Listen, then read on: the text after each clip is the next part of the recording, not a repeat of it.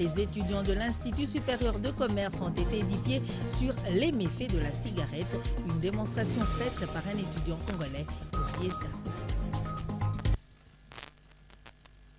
Merci de nous avoir choisis pour vous informer. Dialogue politique, le chef de l'État va entamer dès le samedi 30 mai au Palais de la Nation les consultations avec les différentes couches de la population, a-t-on appris.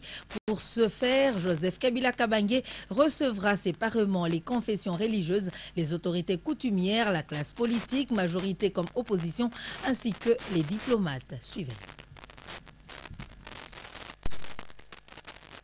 Une minute de silence, telle est la façon dont la MONUSCO a rendu hommage aux casques bleus tués ou morts au cours de l'exercice de leur noble mission, celle de maintenir la paix à travers le monde, particulièrement dans l'est de la RDC, où 3 soldats de la paix ont péri au début de ces mois. 3 membres des Nations Unies à Kinshasa, le représentant du gouvernement congolais auprès de la MONUSCO a affirmé la volonté du pouvoir de Kinshasa d'accompagner la mission onusienne à réaliser sa mission. Martin Kobler a remercié les militaires et le personnel des Nations Unies pour leur dévouement, l'abnégation et le courage dans le cadre du maintien de la paix en République démocratique du Congo. Le patron de la MONUSCO a salué la manière dont le gouvernement congolais et sa mission ont surmonté les divergences qui ont caractérisé leurs relations ces derniers temps. Il rappelle que la MONUSCO ne sera pas éternelle au Congo démocratique. Ils partiront en laissant la paix et la stabilité au Congo. Rappelons que la date du 29 mai a été retenue en 2002 en référence à la première mission de l'ONU en 1948 et la journée internationale vise 2 objectifs, honorer les casques bleus ayant perdu la vie au cours de leur mission de maintien de la paix universelle et hommage à tous ceux qui ont servi et continuent à servir les Nations Unies pour maintenir la paix dans le monde. Vous venez de corriger qu'il s'agit de la célébration ce vendredi 29 mai de la Journée internationale des casques bleus, une célébration qui a coïncidé avec le 70e anniversaire des Nations Unies à Kinshasa. Le représentant du secrétaire général de l'ONU, vous l'avez suivi, Martin Kobler, a rendu des hommages mérités aux casques bleus morts au cours de leur mission pour la paix universelle. Et c'était cet avant-midi en présence des nombreux ambassadeurs et chefs des missions diplomatiques accrédités à Kinshasa. Parlons à présent de la situation sécuritaire qui prévaut à Lufu, qui était au centre de la rencontre entre le gouverneur de la province du Congo central et les directeurs provinciaux de la DGDA, OCC et le commissaire provincial adjoint de la police nationale congolaise. Suivez ce reportage. La situation sécuritaire qui prévaut au poste frontalier de Lufu dans le territoire de Songololo était au centre de la rencontre le mercredi 27 mai 2015 entre le gouverneur du Congo central Jacques Mbadou et les directeurs provinciaux de la DGDA, de l'OCC et le commissaire provincial adjoint de la PNC Congo central. Des mesures ont été prises. Par rapport à la situation qui prévaut à Lufu, à la frontière congolo-angolaise de Lufu, où depuis ce matin, quelques échauffourées ont eu lieu,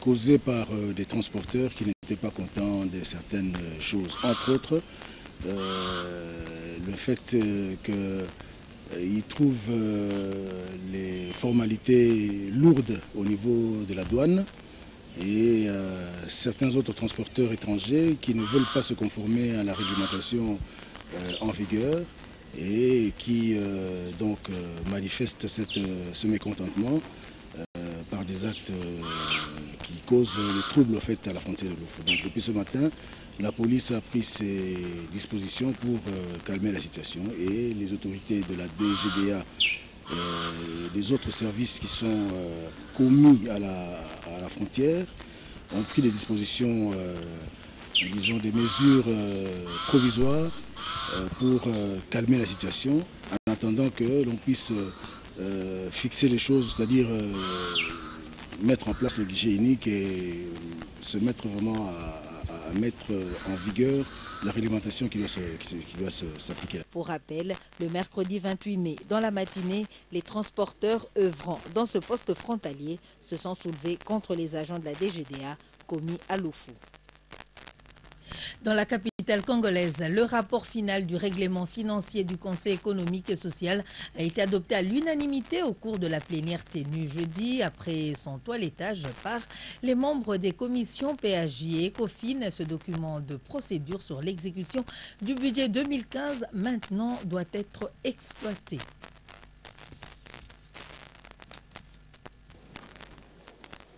Au cours de cette plénière présidée par Patrice Ezadri, président du CS, les conseillers de la République ont procédé à l'adoption article par article du rapport final sur les règlements financiers. Ces manuels des procédures sur l'exécution du budget de cette institution va faciliter le décaissement et l'encaissement de fonds pour le bon fonctionnement du Conseil économique et social. Les membres de deux commissions qui ont toiletté ces manuels, à savoir PAJ et ECOFIN, ont tenu compte de propositions faites lors du débat général. À l'issue de l'adoption de ces manuels, les conseillers de la République vont enfin avoir le moyen pour bien travailler. L'étape suivante, c'est la présentation du projet du budget 2016 à la commission paritaire. Vous avez reconnu le timbre vocal de Clarisse Koko Kabalaï dans ce reportage de Magimbuko Kambambamzembe et Sylvain Bété. Disons, désormais la TVA ne sera plus un casse-tête pour 3 pays membres du Centre des rencontres des dirigeants des administrations fiscales CREDAF. C'est l'essentiel des résultats de la 31e Assemblée générale et du 30e colloque international du CREDAF tenu à Kinshasa. Cette organisation fiscale sera dorénavant présidée par le Congolais Dieudonné Lokadimoga, DG des impôts de la RDC. Fidèle David Luzolo Elvis Ndaya nous en parle. Après 4 jours d'échange des connaissances, les participants à la 31e Assemblée générale et au 30e colloque international du Centre des rencontres des dirigeants des administrations fiscales CREDAF ont clôturé ces assises qui avaient comme thème les enjeux et les problématiques de la TVA. Les délégués des 30 pays membres du CREDAF ont au cours des discussions en atelier et en plénière analysé en profondeur les difficultés que rencontre la TVA sur son parcours. Ceci dans l'objectif de promouvoir les économies de leur pays respectifs. Le vice-ministre aux Finances qui a présidé la cérémonie de clôture de ces assises et le DG des impôts de la RDC ont reconnu la qualité du travail abattu par les participants à ces colloques internationaux. Ce 30e colloque aura été sans conteste un moment propice pour nos administrations fiscales de s'enrichir mutuellement sur les problématiques liées à l'amélioration du rendement de la taxe sur la valeur ajoutée. Au sortir de ces travaux, les uns et les autres ont salué la tenue de ces assises. Chacun de nous sort de cette salle avec de nouvelles idées et de nouvelles expériences aussi. Des expériences d'autres pays que nous essaierons de voir comment appliquer dans nos pays respectifs. Chez nous, en Côte d'Ivoire, nous modulons la TVA de telle sorte que ça ne freine pas, ça ne soit pas un handicap pour les investissements et c'est ce que nous faisons. Nous avons donc essayé de délimiter les mesures pour que cet impôt devienne plus efficace. Parmi les décisions arrêtées par la 31e Assemblée générale du CREDAF, on note la désignation, et c'est là pour un mandat de 12 mois, de Dieudonné Lokadimoga, DG des impôts de la RDC, comme président du CREDAF. Le Gabon, qui abritera la prochaine session du CREDAF, la Belgique, le Canada, la France, le Congo-Brazzaville et la Côte d'Ivoire font partie de l'actuel bureau du CREDAF. De ce rendu de Patrick Isso Boguessebokuma parlant de quelques agents et cadres de la DGDA de Kinville, Kinaero et de Congo Central qui sont désormais outillés pour le contrôle et l'évaluation des marchandises sous douane. Ils ont suivi pendant 5 jours une formation sur l'évaluation en douane. La cérémonie de clôture est intervenue ce vendredi en présence du directeur général des douanes et axes Deo Rugwiza Maguera, Fanianifa Kassemwana et Baudry Mata nous en parlent. 3 allocutions ont marqué la cérémonie de clôture de l'atelier de formation sur l'évaluation en douane. D'abord, le mot des participants dans lequel ils ont salué les efforts que ne cesse de fournir le directeur général des douanes et axes pour le renforcement des capacités du personnel. Les leçons théoriques et pratiques assorties des exercices basés sur des cas d'études discutés lors des sessions des comités techniques de l'OMD, d'une part, et d'autre part les outils et instruments du dossier recettes de l'OMD mis à notre disposition témoigne de l'importance de votre noble initiative de renforcement des capacités en matière d'évaluation en douane, corroborant ainsi la devise chère à votre autorité, à savoir toujours davantage, aujourd'hui plus qu'hier, demain plus qu'aujourd'hui, à laquelle nous attachons une grande importance. Et puis, les formateurs et experts de l'Organisation mondiale de douane ont encouragé les participants pour l'attention et le sens d'initiative manifestés tout au long de ces assises. Enfin, le directeur général de douane et Axis a félicité les participants ainsi que les formateurs pour leur assiduité avant de rappeler l'accord signé entre la DGDA et l'Organisation mondiale de douane. Je me permets de formuler à votre intention 3 importantes recommandations. La première recommandation consiste à vous inviter à être des adeptes et animateurs du changement vers la modernité de nos administrations douanières respectives.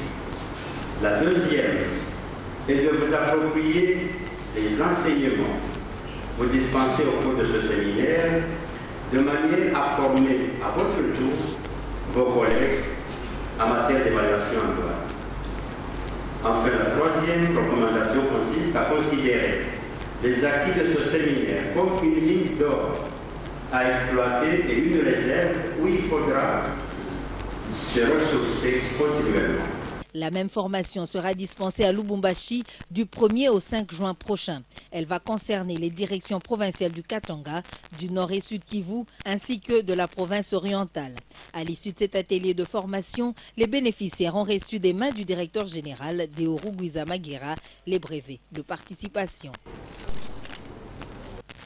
Comme vous le savez, le Nigérian Akinwumi Adesina succède depuis hier à Donald Kaberuka à la présidence de la Banque africaine de développement BAD. Le nouveau président qui a remporté 58,10% des voix de vote du Conseil des gouverneurs de la BAD devra faire face à de nombreux défis économiques auxquels est confrontée l'Afrique. Irène Moussene pour ce commentaire.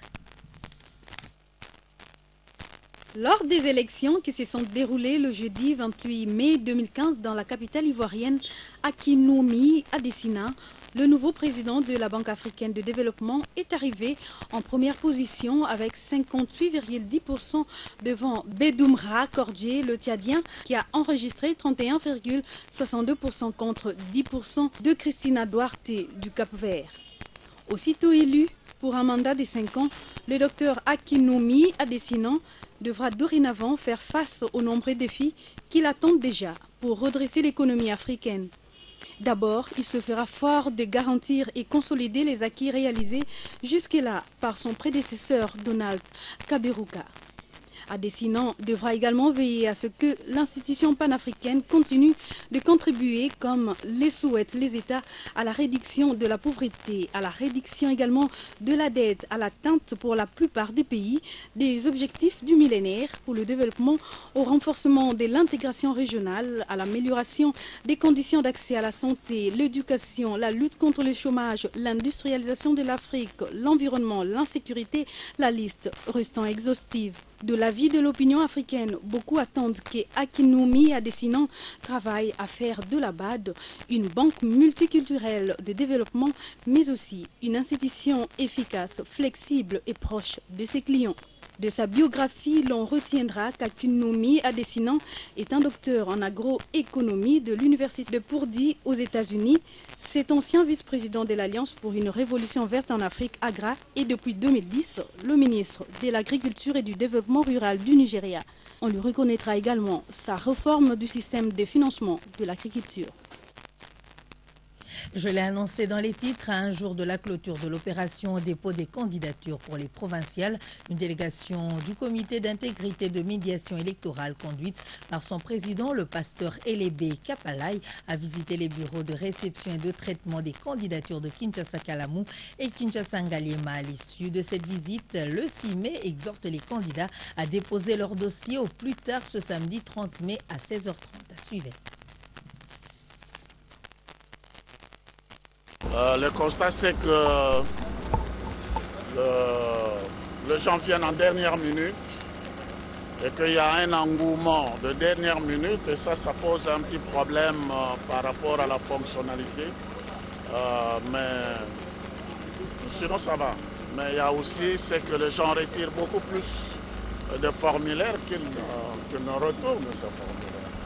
Ce serait plus intéressant que quelqu'un qui retire le formulaire puisse le retourner. Mais je crois que c'est un problème peut-être de caution et autres. Mais bon, ce que nous avons constaté, c'est que ça se passe bien, il n'y a pas de problème majeur, et c'est encourageant. Tous ceux qui ont retiré les formulaires, vous savez, le vote, c'est un devoir civique auquel personne ne peut échapper, c'est un droit. Et nous aimerions bien que tous ceux qui ont retiré leurs formulaires puissent le retourner, et que demain à 16h30, lorsqu'on va fermer le BRTC, bon, même s'il y a 1000 candidatures qui se présentent, en dernière minute, on leur remettra les jetons, de telle sorte que l'opération puisse continuer après la fermeture du bureau. Et ça, c'est quand même une élasticité qui est faite de manière à ce qu'il n'y ait plus de prétexte. Parce que demain à 16h30, on va fermer bien sûr. Je crois qu'on n'ira plus de prolongation en prolongation, on fermera demain. Mais nous aimerions bien qu'aujourd'hui, demain surtout, même s'il y a 1000 personnes qui se bousculent, il n'y a pas de problème. On remettra des jetons et on va continuer à enregistrer toutes ces candidatures pour que personne ne soit laissé au bord de la route. Et cette problématique de la cigarette, un tueur impitoyable. Plus on fume, plus on meurt. L'urgence de prévenir les multiples maladies causées par la cigarette s'impose. Les jeunes se recrutent parmi les fumeurs actifs, raison pour laquelle les étudiants de l'ISC Gombe ont été édifiés vendredi par les méfaits de la cigarette. Le conférencier Emmanuel Kapanga, un étudiant congolais vivant aux USA, a démontré scientifiquement et socialement que fumer est véritablement préjudiciable à la santé. Jean-Pierre Kayembe et Francis Siamondele y étaient pour le compte de la RTGA.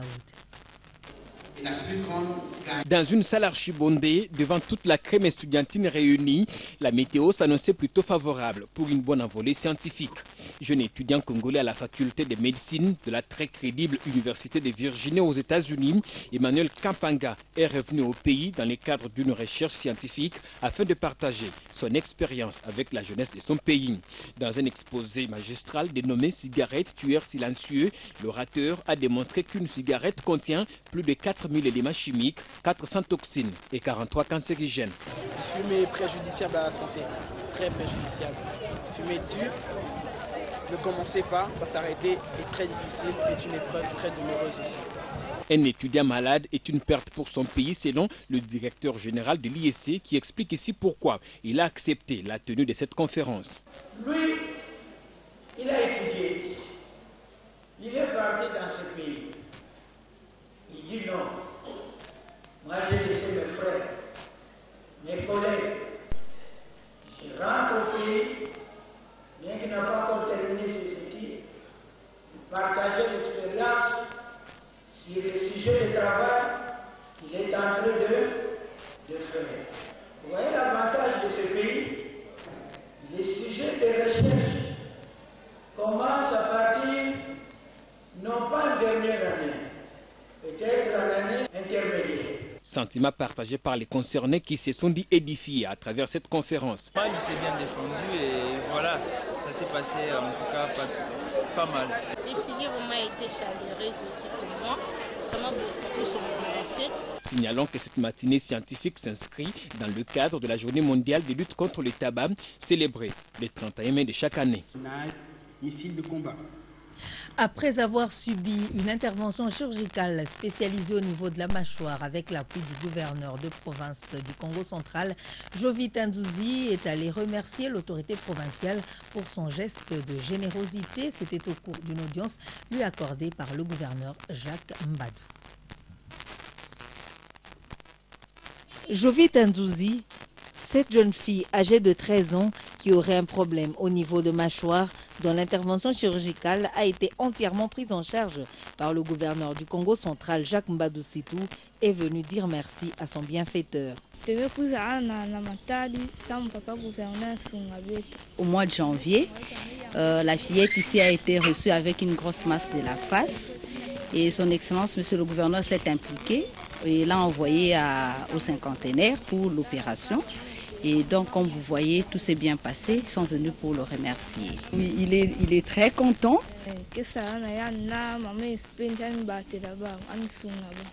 Faisant partie de la délégation, le docteur Ruth Diala, conseillère du ministre provincial en charge de la santé, n'a pas manqué de rappeler les circonstances dans lesquelles elles ont intéressé l'autorité provinciale.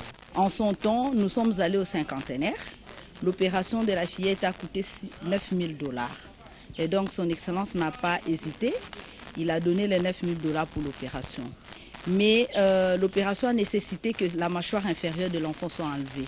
Et donc, comme vous le voyez, l'enfant ne sait pas bien manger. Et donc, il y a un autre engagement qui vient d'être pris par son Excellence, Monsieur le Gouverneur, de 6 000 $ pour la reconstruction de sa mâchoire. Donc, il était vraiment content parce que l'état général de l'enfant à l'arrivée n'était pas bon. Mais voir l'enfant aujourd'hui en train de parler, sourire, ça lui a fait beaucoup de bien. Elle a par ailleurs sollicité une seconde faveur pour que cette jeune fille retrouve sa mâchoire inférieure. Le numéro 1 de la province n'a pas hésité, une fois de plus, d'aller au secours de Jovita Nzouzi. Donner le sourire doit être le devoir de tout Congolais, comme l'a fait Jacques Mbadou. Et 157 dossiers ont été traités et payés par la Société nationale d'assurance. L'équipe que dirige la DGAI Carole Aguito-Amela s'est penchée sur les dossiers dans les branches d'assurance automobile via incendie et salaire. C'était dans le cadre de l'opération Jeudi Sinistre étendue sur l'ensemble du territoire national. Images et commentaires. Dans le cadre de son objet social, la Société nationale d'assurance a initié l'opération Jeudi Sinistre pour permettre aux sinistrés d'entrer dans leurs droits. 175 dossiers en assurance automobile via incendie et scolaire ont été traités et payés par l'assureur national.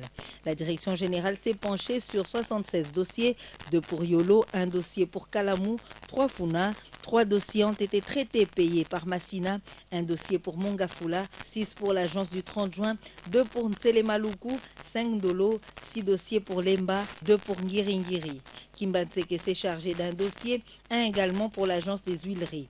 Bandalungwa s'est focalisé sur 2 dossiers, 2 pour Sainte-Thérèse, 1 dossier pour la Fikine, tandis que celle de commerce a traité et payé 3 dossiers.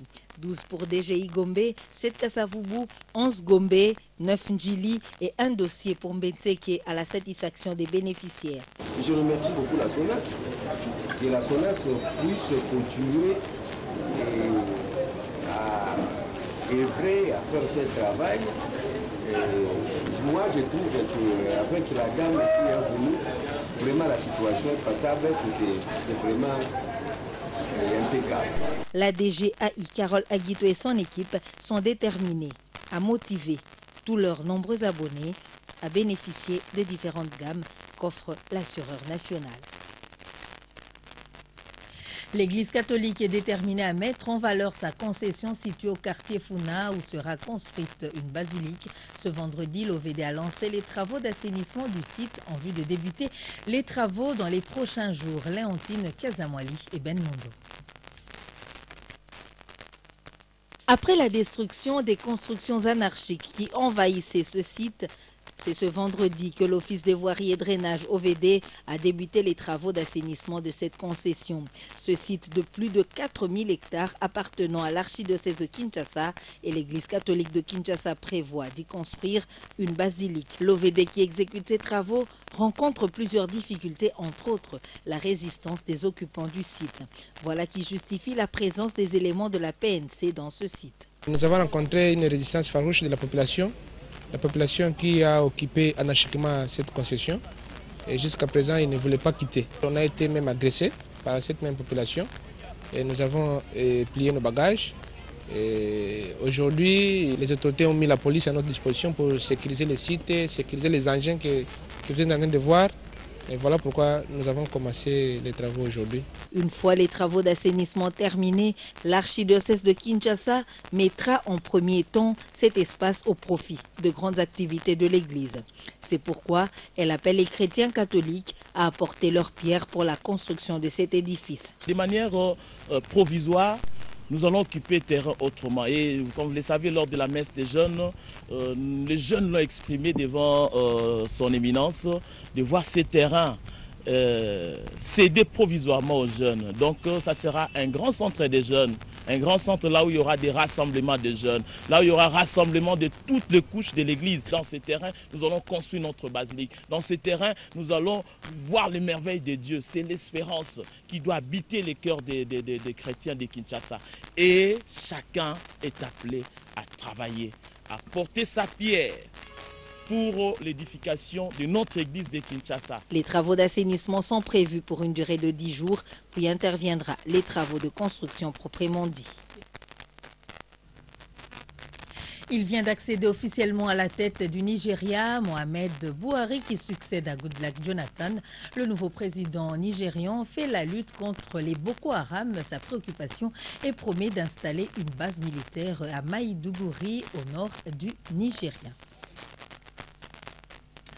320 élèves venus de 6 différentes écoles de la capitale congolaise ont visité ce vendredi la primature. Matata Ponyo Mapon, Premier ministre congolais, initiateur de ces visites, a exhorté les écoliers à plus d'ardeur dans leurs études.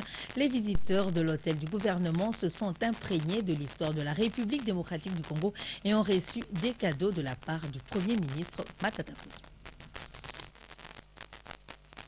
L'hôtel du gouvernement a accueilli ce vendredi 320 élèves venus de l'école Les Émeraudes, de l'école Academia, Les Anges du Ciel, de l'école primaire Saint-Joseph, du collège Saint-Bruno et du collège Le Bâtisseur. Les hôtes de la primature ont démarré leur visite par le secrétariat du directeur de cabinet, puis au bureau proprement dit du directeur de cabinet du Premier ministre Matata Ponyo, autrefois bureau du tout premier Premier ministre de la RDC, émérite Patrice Lumumba.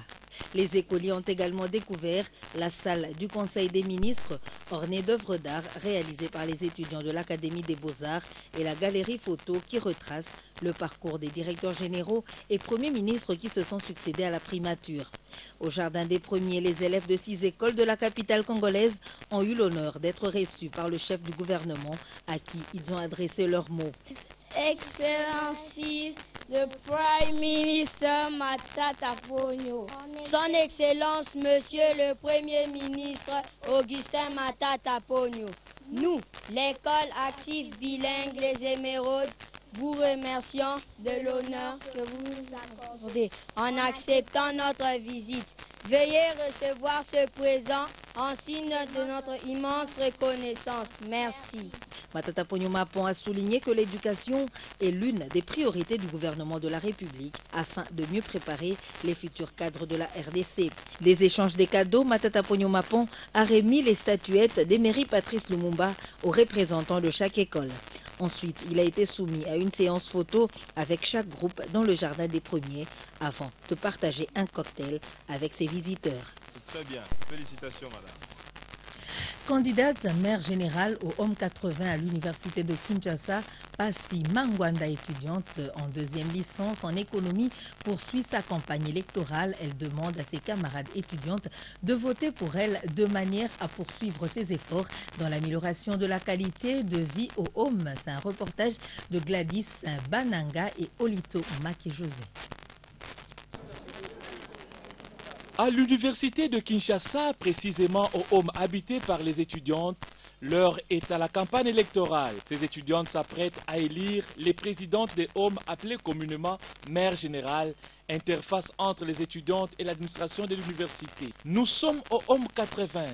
Ici, 2 candidates sont à liste, dont Passi Mangwanda, cette étudiante de 2e licence en économie. Dans une ambiance mouvementée avec l'appui des fanfares et entourée par des étudiantes, elle a tenté de susciter l'adhésion de ses camarades à son plan d'action. Une fois élue, elle promet de stabiliser la fourniture en eau potable et en électricité et assainir l'environnement du Home. J'ai besoin d'apporter le changement au Home 80, la révolution au Home 80, ainsi que les changements de mentalité des filles du Home. Je suis en train de demander aux pensionnés du Home 80, votez-moi. Donnez-moi la chance d'être maire du Home 80. Un discours qui, à première vue, peut paraître convaincant au regard de la mobilisation. C'est aux urnes de déterminer le choix des électrices. De ce commentaire rendu par Jacques-Olivier Moulouba parlant de la brasserie de l'avenue du Flambeau qui vient de lancer des journées portes ouvertes à l'intention des ONG œuvrant dans le secteur du développement durable, de l'éducation et de l'environnement. 23 ONG ont découvert les réalisations de la Bralima qui ne ménage aucun effort pour l'émergence d'un Congo meilleur. José Olitomake et Elvis Naya. C'est une journée porte ouverte organisée à l'intention des ONG évoluant dans le secteur de la santé, de l'éducation et du développement durable.